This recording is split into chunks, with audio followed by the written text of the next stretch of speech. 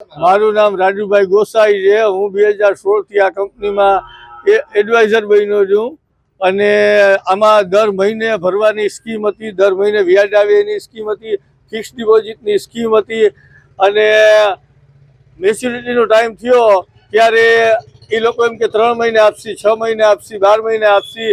અમદાવાદ હેડ ઓફિસે ધક્કા ખાતા, અહીંયા બ્રાન્ચ બંધ થઈ ગઈ, માથાકૂટ મગજમારી કરે છે ગ્રાહક।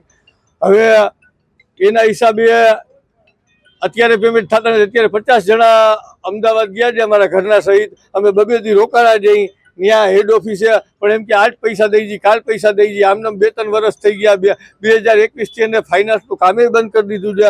આજ 2024 પૂરી થવા આવી, આજ નહીં કાલ, આજ નહીં કાલ। સિનિયરને કહી દીધું તો સિનિયરો એમ કહે છે કે તમે ચિંતા ન કરો, પૈસા આવી જશે, કંપની ભાગીને જ જવાની, કંપની ઉઠીને જ જવાની, પણ ટાઈમ દો। પણ કેટલોક ટાઈમ દઈ? હવે તો અમારા ઘરે બધા માણસો આવે છે, ગાડીઓ લઈ જાય છે, મોબાઈલ લઈ જાય છે, આ ફ્રીજ લઈ જાય, ટીવી લઈ જાય છે। હવે અમારે કરવું શું?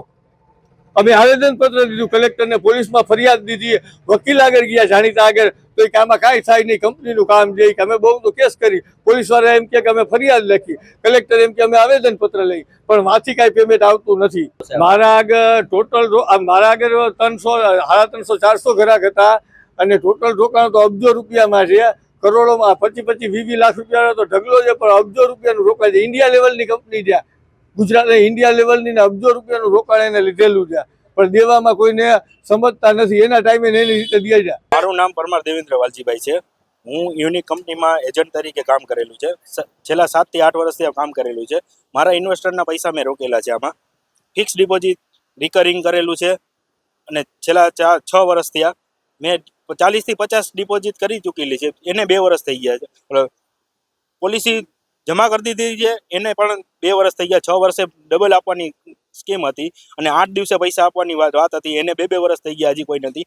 છેલ્લે મારા એક ડેટ ક્લેમ છે, નોમિની જે હપ્તા પોલિસીની ડેટ થઈ ગયું છે, એને પણ મેં એને કીધેલું કે ભાઈ આ વ્યક્તિ ડેટ થઈ ગયેલું છે અને એ કંઈ વાંધો નહીં, 7 હપ્તા ભરી દો અને નોમિની નામે પૈસા ટ્રાન્સફર કરી દેશે। એને પણ 2 વર્ષ થઈ ગયા, ટ્રાન્સફર નથી થયા। અને હું પણ અમદાવાદ પર જઈ ચૂકેલો। અમદાવાદ ત્યાંના માલિક છે રાજકુમાર રાય સાહેબ, એને મળેલો, અહીંયા મને આખો દિવસ બેસાડી રાખેલો અને હું એને કીધું 10 મિનિટ મને મળો, 10 મિનિટ મારે કામ છે, મારે પોલિસી બતાડી। મને 2 દિવસનું કીધેલું હતું, હું જાન્યુઆરીમાં લાસ્ટ ગયો હતો, અહીંયા 2 દિવસનું કીધેલું હતું। એવી રીતે ખૂબ ને ખૂબ ધક્કા ખવડાવે। લાસ્ટમાં આપણે ફોન કરીએ તો ફોન ન ઉપાડે, કોઈ પણ જાતનું અહીંયા સિનિયર કોઈ જવાબ નથી આપતા। અહીંયાના રોકાણ કરાવતા હતા, જ્યાં પોલિસી દેતા હતા અને અહીંયા એવું કહેવાનું company unique mercantile India limited હતી અને રોકાણ મારું અહીંયા તો જામનગરમાં તો કરોડોનું રોકાણ છે। જો કે 2 થી 3 હજાર એજન્ટો છે અહીંયા જામનગરમાં અને જામનગર નંબર 1 બ્રાન્ચ હતી અને છેલ્લે આની ટોટલ 95 બ્રાન્ચ હતી।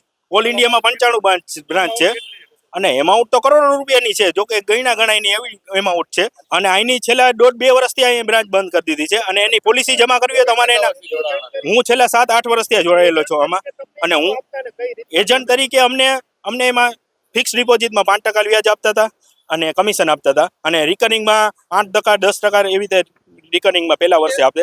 2 વર્ષ પછી એમાં 3%, 4% કમિશન આપતા હતા। અમારા ગ્રાહક અત્યારે બહુ ઝઘડે છે, અમને ઘરે આવે છે, જેથી કરીને અમારી જ્યાં કામ ધંધા કરી છે અહીંયા આવે છે અને મારપીટ થાય છે, એની સાથે ગાળોગાળી થાય છે।